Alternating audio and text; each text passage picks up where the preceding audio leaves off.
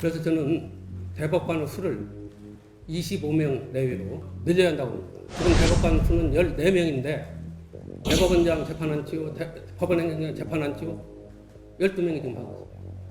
이 수를 늘림으로써 국민은 충실하게 재판을 받을 권리의 혜택을 누릴 수 있고 일선 법관들은 그만큼 많은 그 법리에 대한 검토, 사실관계에 대한 연구를 더 하고 이 사건뿐만 아니라 대법원과 관련해서 적어도 이런 국민의 재판을 받을 권리에 있어서 대법관들의 권위의식과 선민의식은 이제 사라져야 한다고 봅니다.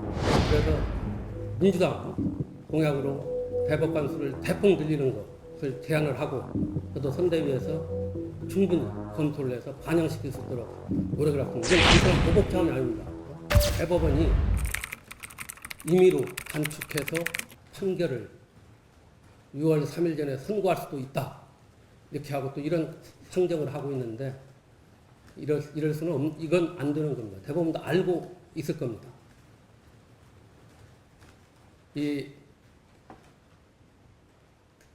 대법원이 만약에 그런 식으로 속전속결로 6월 3일 이전에 선고를 강행한다면 그 판결은 위헌 무효의 판결일 뿐만 아니라 그때부터 대한민국의 법치주의는 무너진 것입니다. 탄핵 여부를 떠나서 이건 대법원의 범죄 행위입니다. 왜냐? 이 중차대항 기간에 피고인에게 보장된 최소한의 형사소송법상 규정을 대법원이 어겼다면 앞으로 어떤 재판도 따르지 않습니다. 대한민국은 만인에 대한 투쟁의 시기로 접어들 것이다. 저는 이렇게 봅니다. 그런 일은 없을 것이다. 하는 말씀을 먼저 드립니다. 이건 마치 까마귀 날자 배 떠들인다는 식으로 대법원에 대한 제가 공격적 차원에서 말씀드리는 건 아닙니다.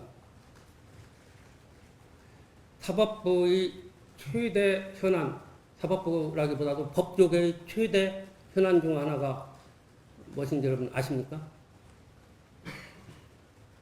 대법관 수를 늘리는 것이었습니다. 지금 대법원의 계류적인 사건의 70%, 물론 형사사건은 제외된다면 70%, 가사사건에 있어서는 80%가 본안 심리 없이 7자 재판으로 끝납니다. 상고를 기각한다. 이유를 알지 못하고 기각이 됩니다. 저도 변호사라면서 이런 경우를 많이 겪어봐서 참으로 허망합니다. 당사자님께 어떻게 설명합니까? 이유는 사건이 너무 많아요, 대법원에. 대법원은 업무 과중을 덜어주고 중요한 사건에 매달리기 위해서 이렇게 한다. 70, 80%의 이런 사건을 본안심리 없이 그냥 심리 불속행 결정이라는 그 용어를 만들어서 지금 그렇게 하고 있습니다. 당사자 입장에서 중요하지 않은 사건이 어디 있겠습니까? 그래서 계속 법조계에서는 대법관 수 늘려야 한다. 과거에는 대법관 수를 헌법에 규정을 하고 있었기 때문에 헌법을 고치지 않으면 안 되었습니다. 그러나 지금은 법률로 위임하고 있어요. 그래서 저는 적어도 대법관 수를 배 정도는 늘려야만이 재판받을 권리를 충실히 담보할 수 있다. 바로 지금 대법원에 의한 심리불속행 결정으로 사건의 민사, 형사, 상사, 가사 사건의 7, 80%가 이런 식으로 종결되고 있다는 것은 헌법에 정한 대법원의 재판을 받을 권리를 정면으로 저는 침해하고 있다고 봐요. 사실 2심제로 운영되고 있어요.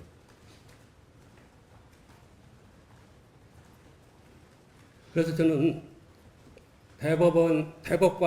대법관의 수를 저는 25명 내외로 저는 해서 늘려야 한다고 봅니다. 지금 대법관 수는 14명인데 대법원장 재판안 치고 법원행정장 재판안 치고 12명이 지금 하고 있습니다. 이 수를 늘림으로써 국민은 충실하게 재판을 받을 권리의 혜택을 누릴 수 있고 일선 법관들은 그만큼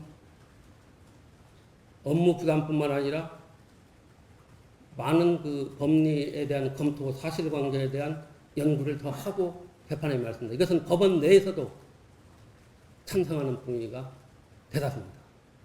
이번에 저는 이 사건뿐만 아니라 대법원과 관련해서 적어도 이런 국민의 재판을 받을 권리에 있어서 이 대법관들의 권위의식과 선민의식은 이제 사라져야 한다고 봅니다. 그래서 민주당 공약으로 적어도 대법관 수를 대폭 늘리는 것을 제안을 하고 저도 선대위에서 이 문제에 대해서 충분히 검토를 해서 반영시킬 수 있도록 노력을 했습니다. 이건 단순한 보복 차원이 아닙니다.